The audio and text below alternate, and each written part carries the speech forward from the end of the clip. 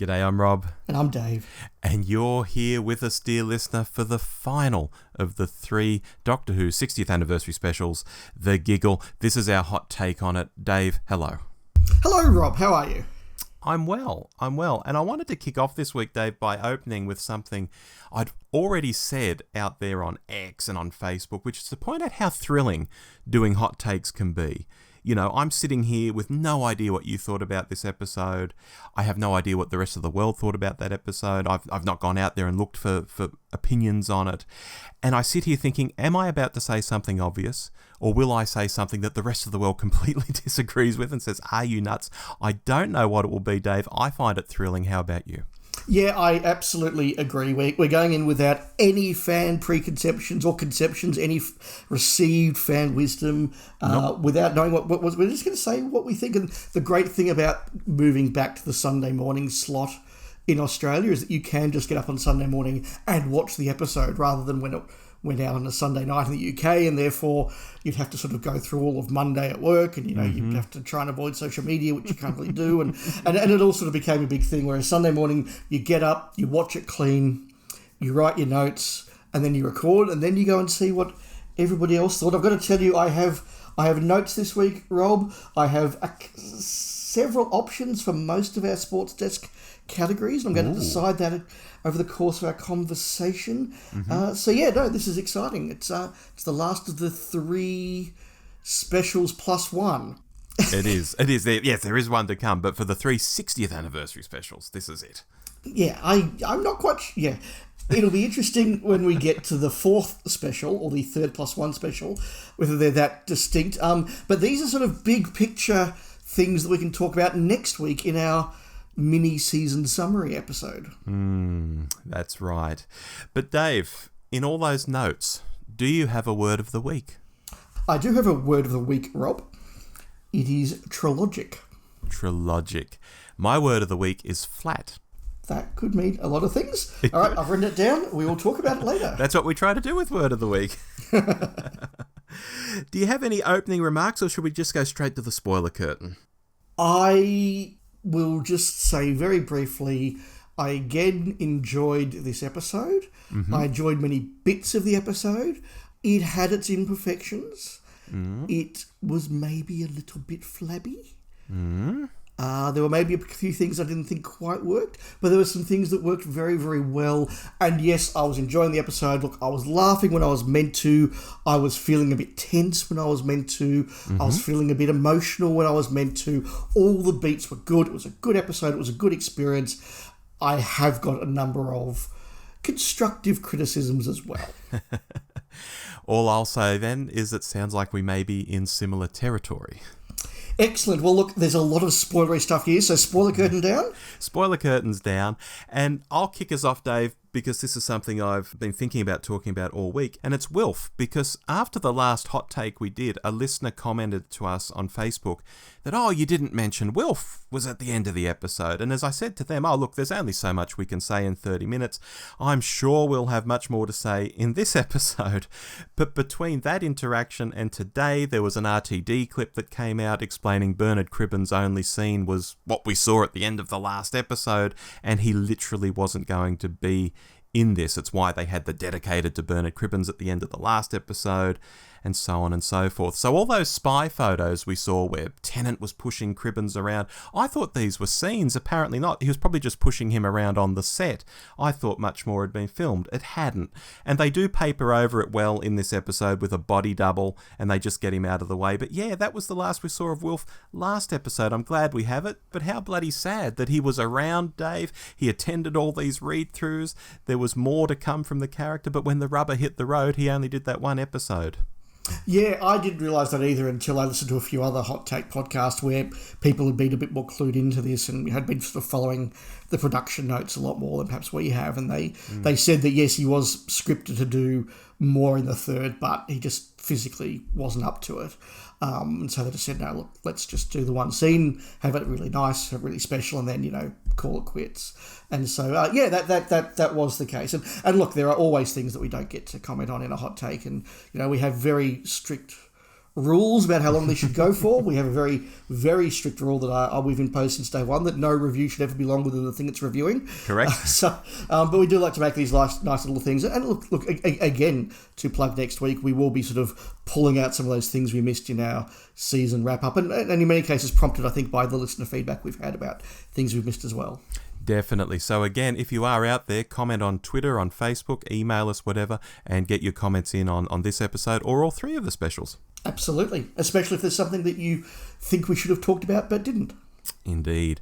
Now, Dave, where do we go from here? I'm keen to talk about the Toy Maker, but I'll throw to you. Do you have something else rather than the Toy Maker? No, I think the Toy Maker is a very good place to start. It didn't really strike me until he was actually on screen, but Neil Patrick Harris has been in Doctor Who now. Yes. You know, TV's Doogie Howser. And the guy from Starship Troopers and How I Met Your Mother from the first few good seasons. And he was also in the bad seasons at the end, but he was in the good seasons. Many, many other great things. I genuinely... It's a Sin. He was great in It's a Sin. And obviously that's where RTD met him, I would say. Look, a very, very talented actor, performer, great guy by all accounts. He's hosted the Tonys. Like, this is a big deal. And he's somebody that I really like as an actor, somebody I really actually quite admire as a person. It's kind of amazing he was in Doctor Who, and it's so clear that this part was written for him. They said, right, what can Neil Patrick Harris do? He can sing and dance, we'll put that in. He can do magic, we'll put that in. He can do card tricks, we'll put that in. He can juggle, we'll put that in. He can do funny voices, they've just said, right, this is an incredibly talented, versatile actor. Let's just make full use of him. And so I think I will say at the very top, Neil Patrick Harris as the Toy Maker was fantastic. It's interesting that you've gone down talking about the actor so much there, whereas I want to talk more about the character. Yeah, well, that's next on my list. Oh, okay. Well, that's where I'm going with my notes. I think it was a very interesting performance. Yes, on the surface, Neil Patrick Harris was very sinister. The character has turned the world upside down, and we've got social commentary on, people always thinking they're right, even a mention of cancel culture, all that sort of stuff. That's all in there, all good. But did you feel, Dave, that there wasn't much more to the character? It was like a veneer. We get told he's this old enemy. We get some colorized clips. That was quite exciting for about 2 or 3 seconds. But it didn't feel any deeper than that to me. Oh, look, we're rolling on an old enemy and we're going to roll him off in an hour's time. And while there were some nicely done scenes, when his stage setup crashed forwards and crashed down, that looked really good. And when he was using Logie Baird's assistant as a puppet, that was really, really effective. But I didn't feel a lot with, and I don't know whether it's the performance or just how the character's written, and the final vanquishing came off with that game of catch. It might have seemed more like an interesting idea than actually how it played out on screen. How did you feel about the character? Yeah, I'm in a very similar situation to you, I think.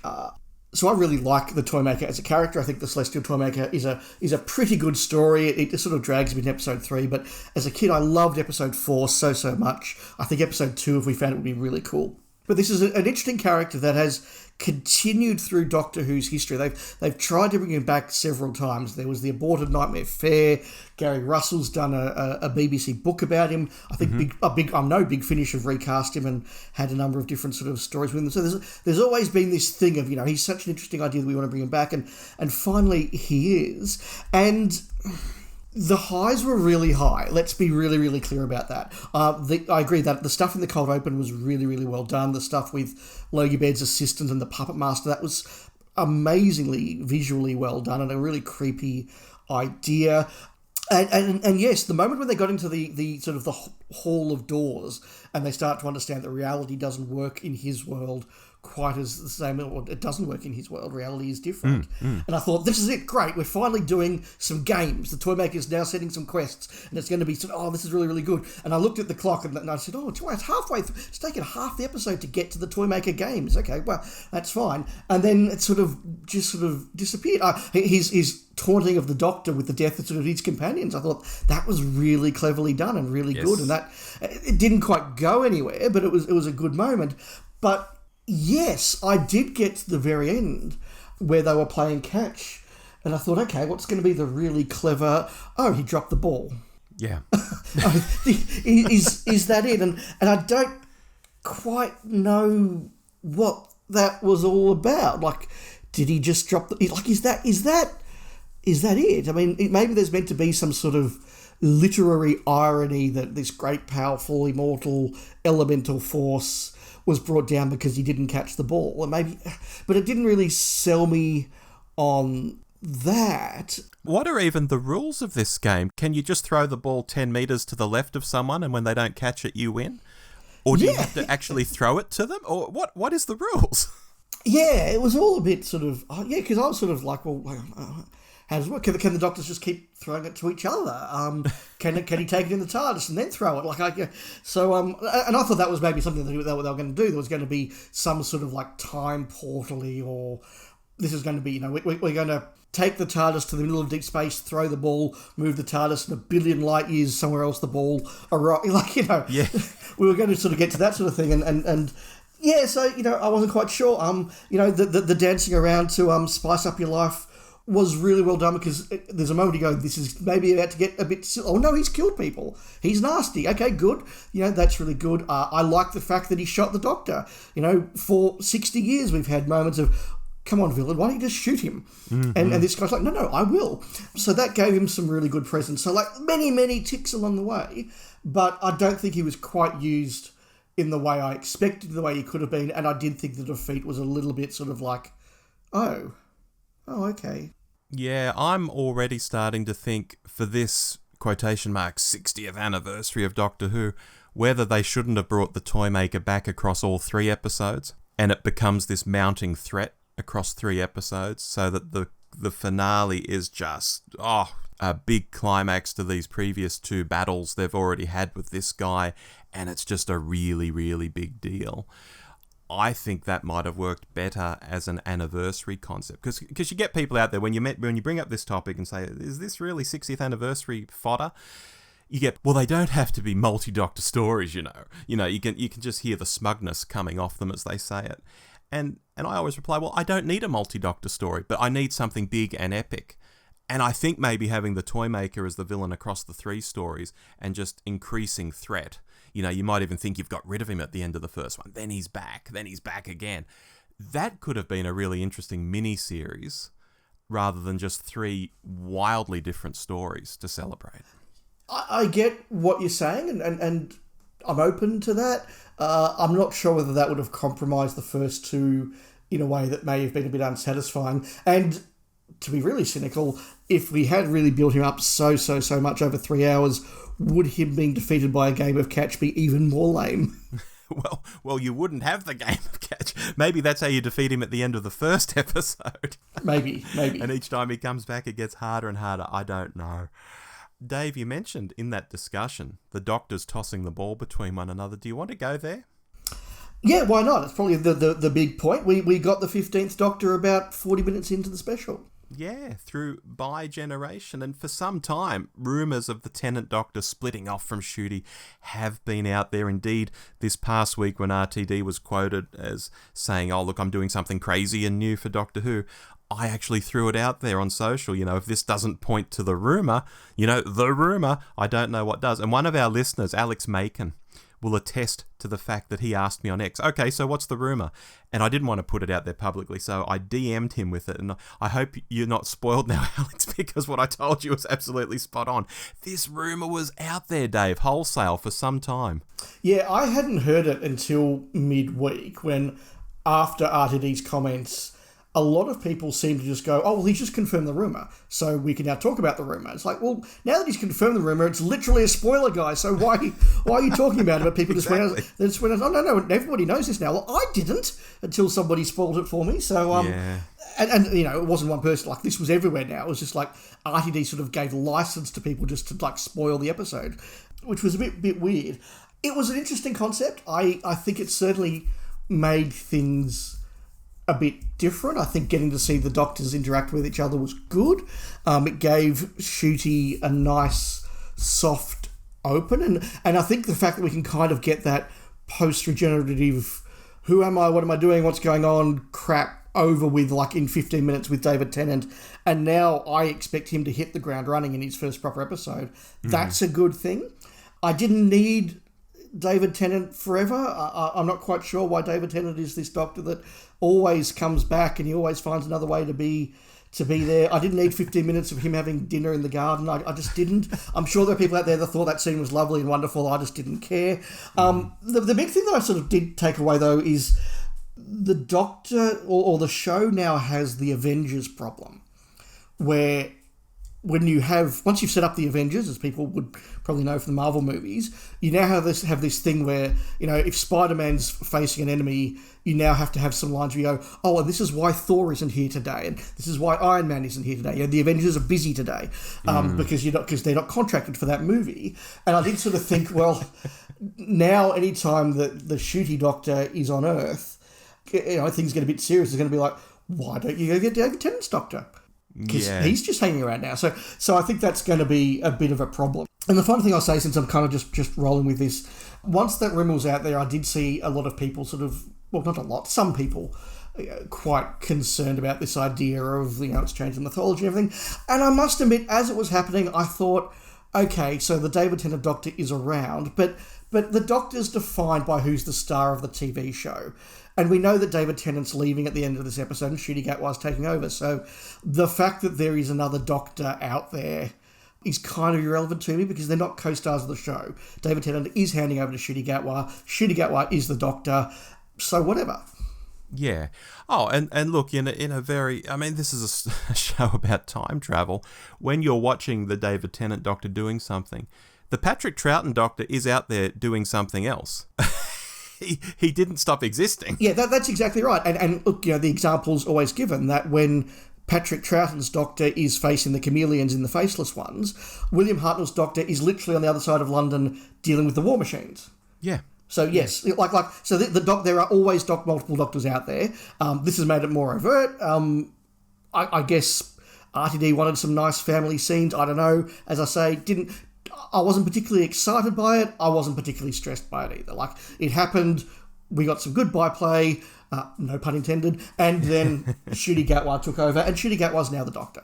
Yeah. And look, I've lived with this concept for some months now and gotten very used to it, to the point where I think I even said to Alex, our listener, if it does happen, I'm cool with it. And if it doesn't happen, I'm fine with it too. I'm really not bothered. And it does actually solve an issue I thought of at the time we saw that Tennant was back.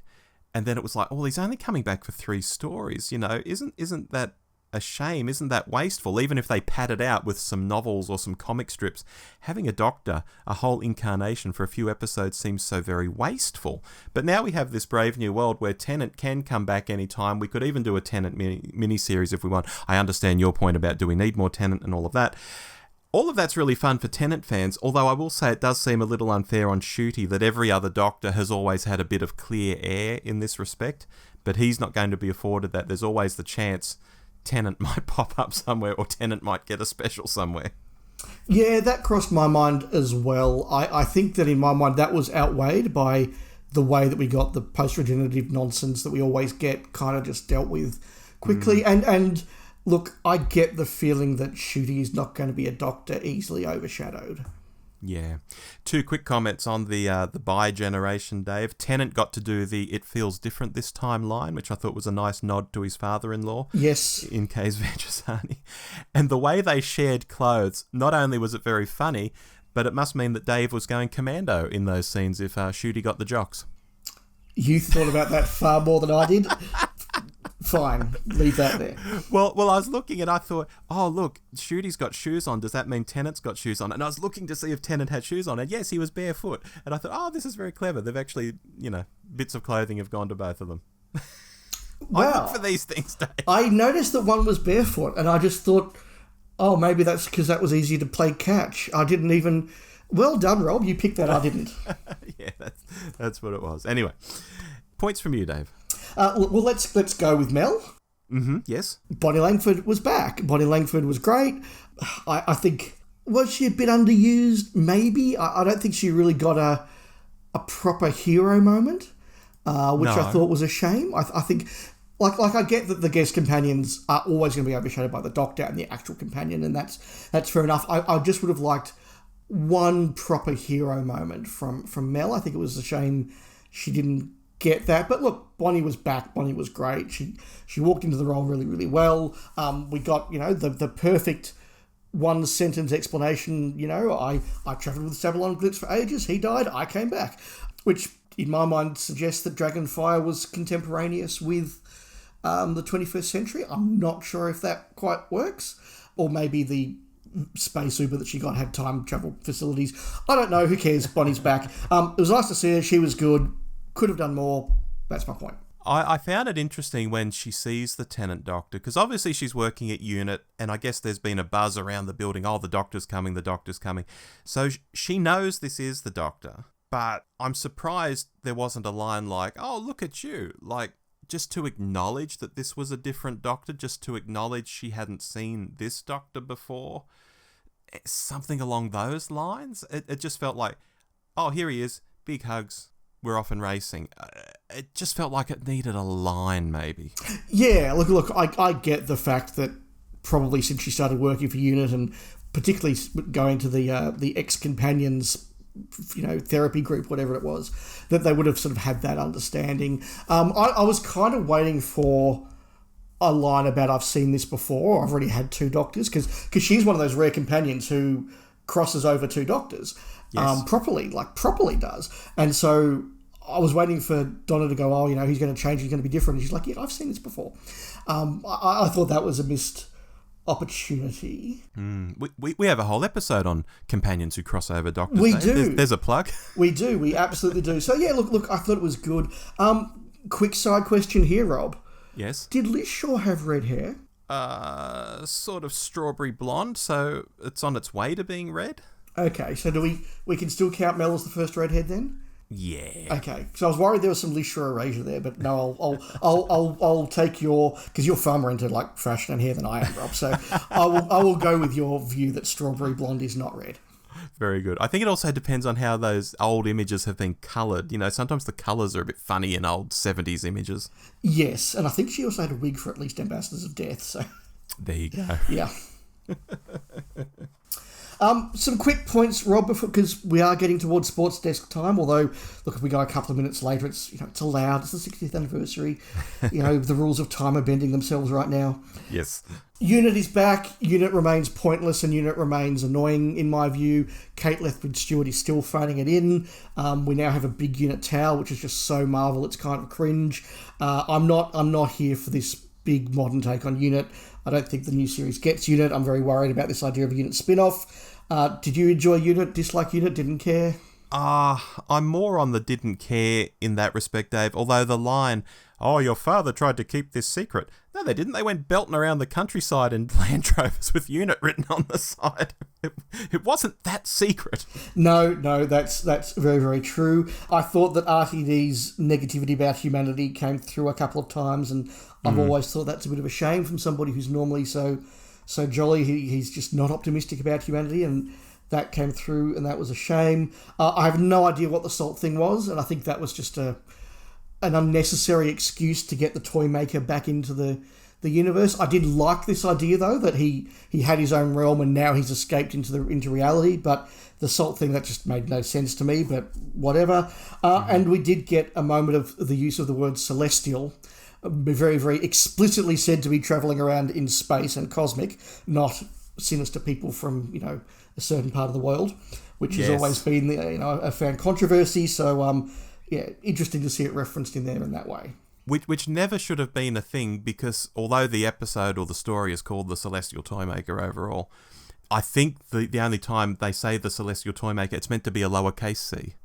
Anyway, that's a whole other rabbit hole to go down. Yes, and I think it's one of those things where, he became, or the character became something bigger than he was. And I suspect had we got the Nightmare Fair, he would have been the Celestial Toymaker with capitals, because fan legend just became what it was. Yeah, but originally it wasn't that at all. Yeah, no, get the point you're making, but yeah, look, I thought there was going to be some nod to that somewhere, and there was. Yes. Words of the week, Dave. Words of the week. Rob, you went with flat. Tell me why. I did go with flat, Dave, because as the episode was ending, we're into the last, 5 minutes or whatever, the sense of being flat and even the word itself came into my head, and I thought, this is really bizarre. This wasn't a bad episode, or this hasn't been a bad episode. It was still going at the time. I've been entertained. I feel very comfortable with Shooty already. I'm really liking him. The whole bi-generation thing, I've had months to absorb, as I mentioned earlier. I'm completely fine with that. I get that Dave is sitting in an English garden having lunch. That's him healing, and he has a family, which is very nice. But if you had a scale of Smithy monologuing in the 50th that he's going home the long way round versus this as the end of the 60th, Smithy's monologue would be up like an 8 or a 9, and this would be like about a 3. I was like, okay, cool, we're done. What's next? And should that have been my reaction to the end of the 60th anniversary specials? So I was slightly flat. Oh, okay. Interesting. And I will just quickly say I do like a lot of what I've seen of Shooty's Doctor, but if he's going to keep up this habit of dropping lots of "darl," "love," "sweetie," I can't stand that stuff. Well, I think it might be part of the character. We shall see. My word of the week was trilogic. Yes. Look, obviously partly a reference to the trilogic game. That was part of the Toymaker's first encounter with the Doctor. It's a reference to the fact I don't think we got anything quite as set-piecey and game-ish as the trilogic game. It was all about splitting cards and ball games, and I thought that was disappointing, but also because we have now got this trilogy of stories for this little mini season, and it was a perfect trilogy or trilogically of RTD. We have got now the RTD light, easy to access, entertaining opening. We've got the RTD darker, well-written, character-driven piece in the middle of the season, and we've got it's the end of the season, just throw everything out there and throw a few old references to the end, and oh my god, I hope this all works. It's really exciting. Marigold, do your bit. Like, we've got the RTD season ender in apotheosis as well. So this is the perfect trilogic approach to RTD's Doctor Who. I like it. I like it very much, Dave. How about a score? What would you give it? Look, I'm giving it a B+. I think it was more solid than the Star Beast. I didn't think it held together quite as well as Wild Blue Yonder. And Wild Blue Yonder, I think, remains the one of the three I'm most interested to go back to. Oh, we're in so much similar territory. I'm giving this an 8. I was entertained by it. It had some good bits. It was perfectly fine Doctor Who. But it didn't grab me by the lapels and slap my face and shout, I'm a very important episode and you're going to love me. It was just good. Hey, just good in an 8 isn't bad. Yeah. Shall we go to the sports desk? We really should. Okay, here we are at the sports desk where we do Play of the Week, Foul of the Week, and MVP of the Week. Dave, do you want to lead off with your Play of the Week? I do. And now I've got to make a choice. I think I am going to go with the cold open. I thought the cold open was really, really strong. It was really sinister. It did grab my attention. It wasn't where I thought we were going to go. It was creepy. It was just a really good grab into the episode. So I had a couple of options, but I'm going to go with the cold open. What about you, Rob? Dave, I'm going with exposition as a concept. There were a few times in this episode it was done really well. And I do want to highlight the puppet show you were talking about earlier with the Amy puppet, the Clara puppet, the Bill puppet, and the Toymaker repeating, oh, well, that's all right then. Yes. Every time the Doctor would make an excuse for how these characters ended up in such a bad way. That really cut through. It really sold the scene.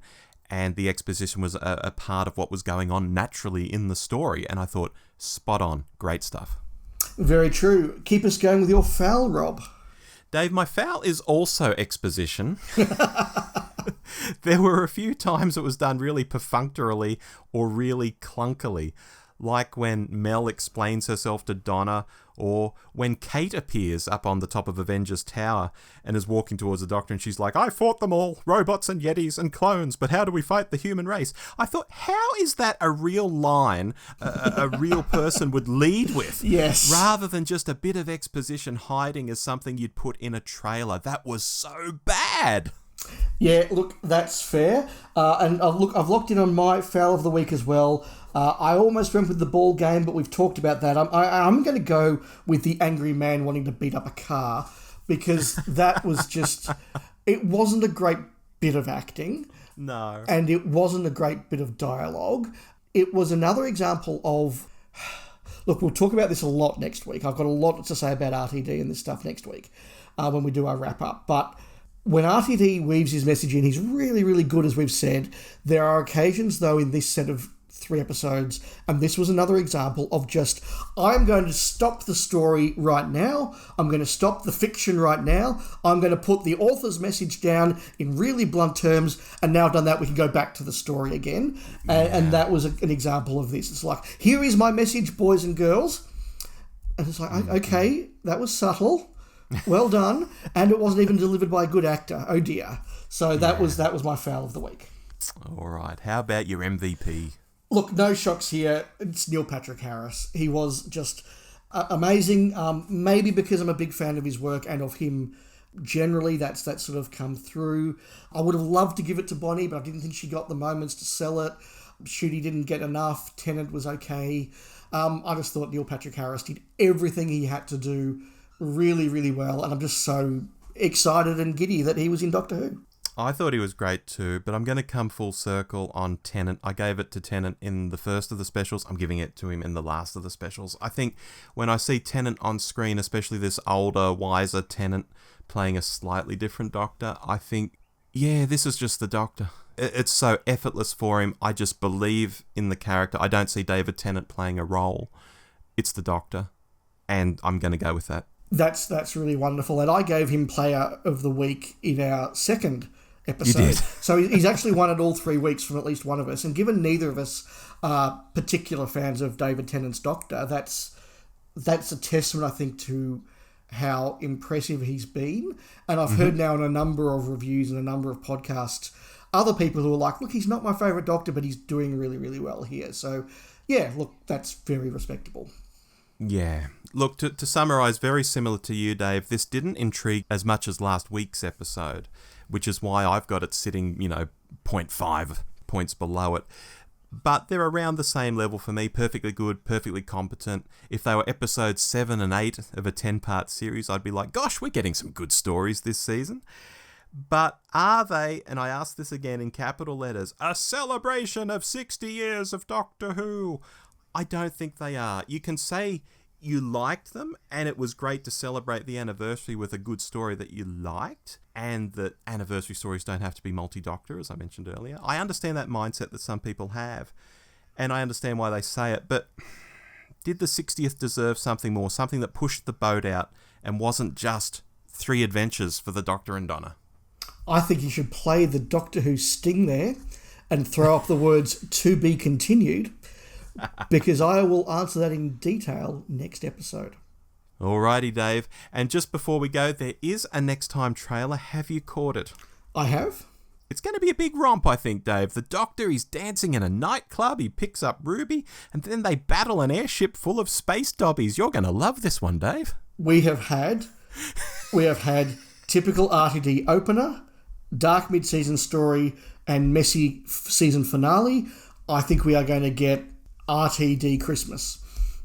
Yes. And I'm ready for it. I'm steeling myself for it. I've got a couple of weeks to just get back to RTD Christmas specials. Right, all right. I'll get there.